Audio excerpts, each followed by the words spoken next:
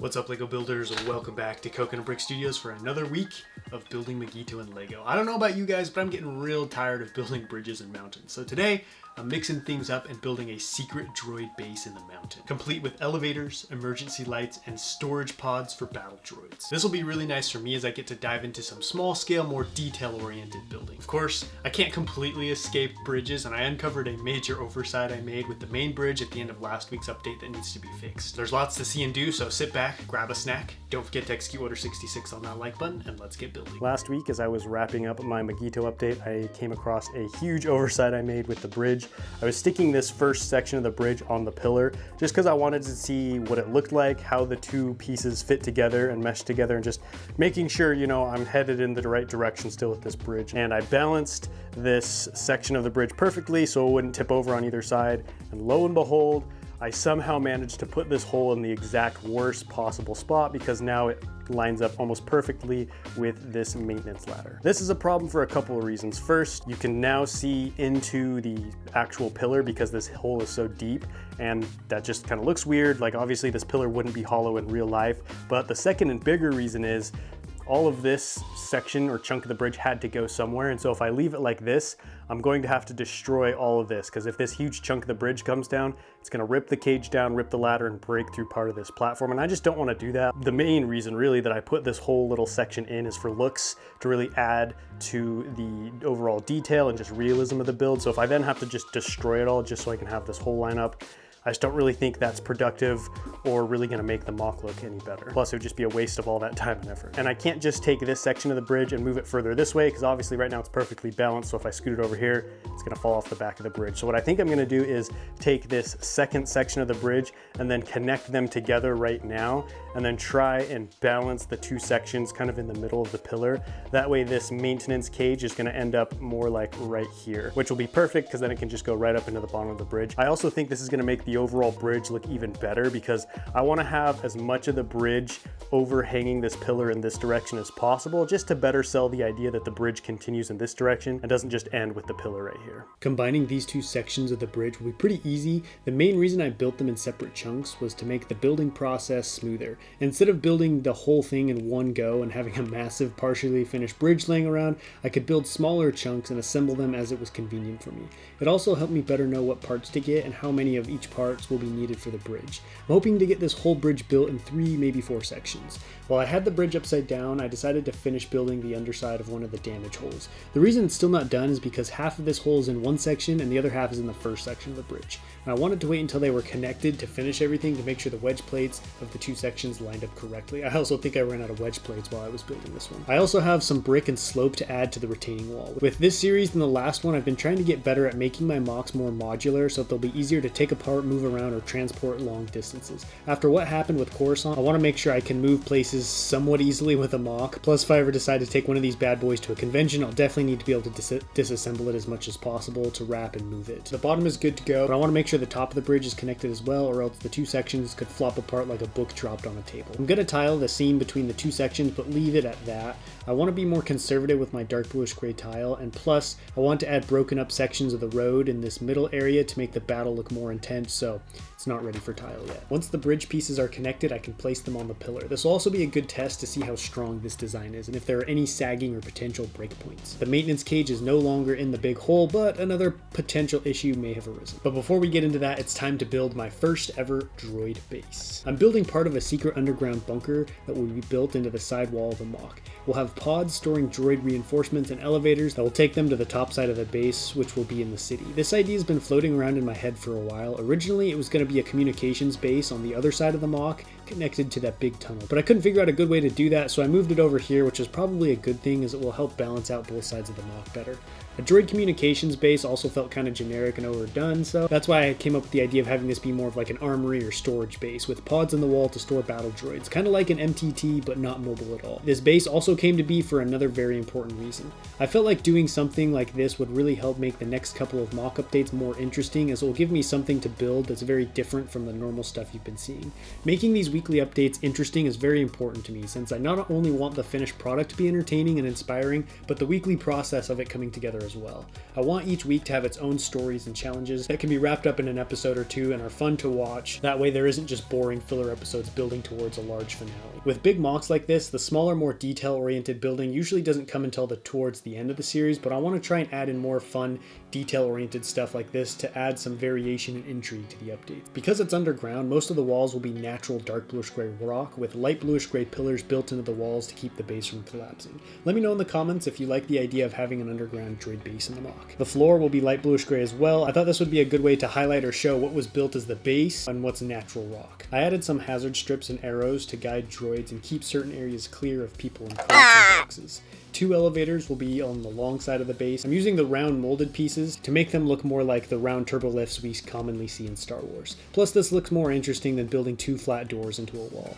Any open spaces left over will be filled with rockwork, and in true Megito fashion, I'm adding lights into the walls. Instead of building square corners, I'm placing pillars of rock at an angle on tile to create a more rounded look. This was more work, but I think it looks a lot better and makes the base feel more realistic, since why would they carve sharp 90-degree angles into the rock if they're not going to add cement or metal walls later? Now for the most exciting part, the storage pods. I'm building round ones that will act just like the beds on Kamino, round pods that can extend out from the wall, except instead of housing a snug little bed, these will be dark, cold cans storing droids like sardines. I want to figure out a way to make it look like the doors open and a rack full of droids is poking out so people will know what they are, and, it'll make the base feel more alive. I think I've finally figured out what Delta Squad will be doing in the MOC as well. They're going to be infiltrating and destroying this base. Having the base in finally allows me to get more rock work done on this side. It was lagging behind the rest of the mountain by quite a bit because I need to build up the sidewall to support it, but couldn't do that until the base was in.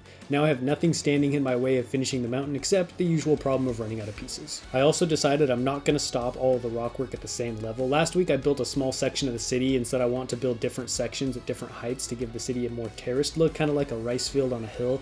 So this side will be lower than the rest of the mountain. There'll be a flat part in the middle where the bridge connects to the rockwork, and then the other side will stop at a higher level.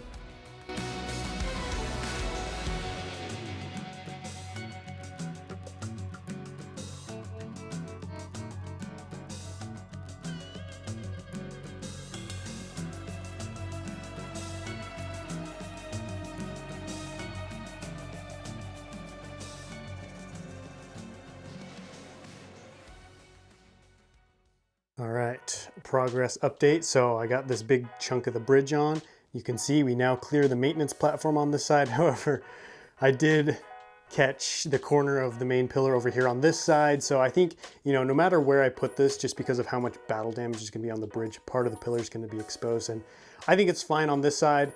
I'm just going to have to break off this little chunk of the pillar, kind of like that or something like that, just to match the hole, which isn't a big deal at all. This side is much less detailed. There isn't some fancy build on this side, that's gonna have to be ripped out. So I'm fine with that. And then the hole's actually not as deep on this side too, so you can see only a little bit of the maintenance platform would be caught by falling debris. So I honestly think I might just leave it, maybe break a little bit of the railing. So this is definitely a workable solution, and I'm really happy with this. And now the maintenance cage and ladder fits perfectly underneath the bridge, and you can see it goes right up into that open spot of the bridge. So just everything ended up working out great. Super happy with how this bridge is coming together. It does sag a little bit here on the back. You can see, just the weight of the bridge is making it bow a little bit. That's not a huge deal, as the underside of the bridge is still unfinished, so it's uneven, and so part of the bridge, is higher than the other, which can cause it to sag. And then once I add more weight to the middle of the bridge, you can see it'll kind of help push it up a little bit and make the bridge more level. Rock wall steadily just growing. You know how it is, rock work be rocking. And then we have the droid base. I'm so happy with how this is looking so far.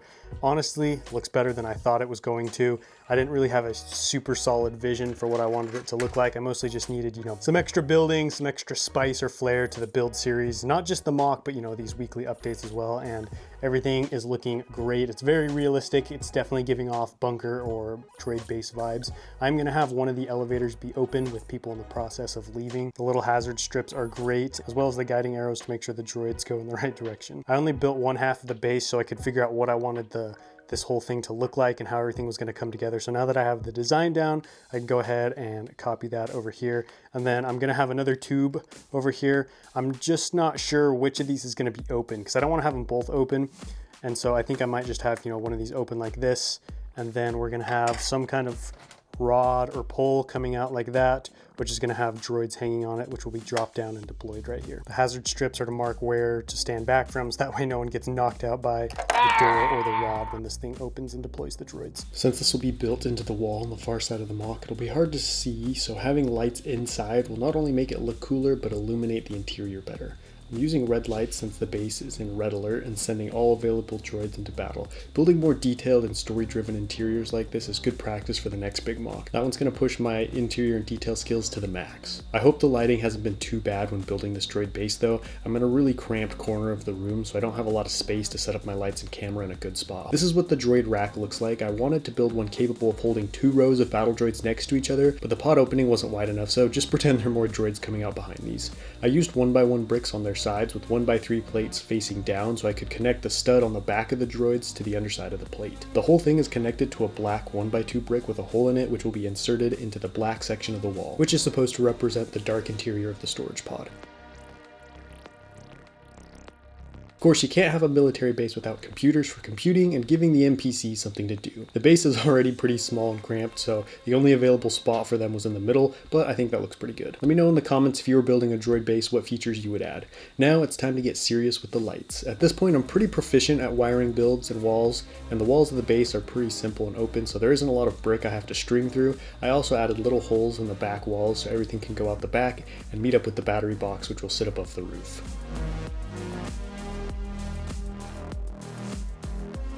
Here's the big reveal. Red lights were definitely the way to go. It gives off a dark apocalyptic vibe. It makes you think of a base under attack or red alert, which is exactly what's happening. With the clones so close to taking the city, every droid reinforcement is being called up to the surface, and if you're feeling like 4 droids might not be much of a force, you're right, but remember this is a cutaway of the base, so there are lots of pods going off in the other direction. I decided to put the open pod on the back wall because that one's easier to see when looking at the MOC, so its features and purpose are more clearly visible. The computers are to operate and maintain the pods and elevators, as well as communicate with the surface part of the base and keep an eye on the city. I felt like young Ethan building that droid base. I was so excited and had such a good time. It was just like the good old days of just building for fun. One of the downsides to building large-scale MOCs is I spend the majority of my time building large, less detailed structures like mountains, roads, pillars, and clouds. So to be able to build something small that could be mostly finished in one update and had lots of cool features was super satisfying. It helped remind me of why I love building with Lego so much. And I hope to be able to incorporate more builds like that moving forward in the MOC. Next week is the first of the month, so I have a full month's worth of Lego coming, which means lots of progress. I also really need to get started on that giant Magna Tri-Droid. All that being said,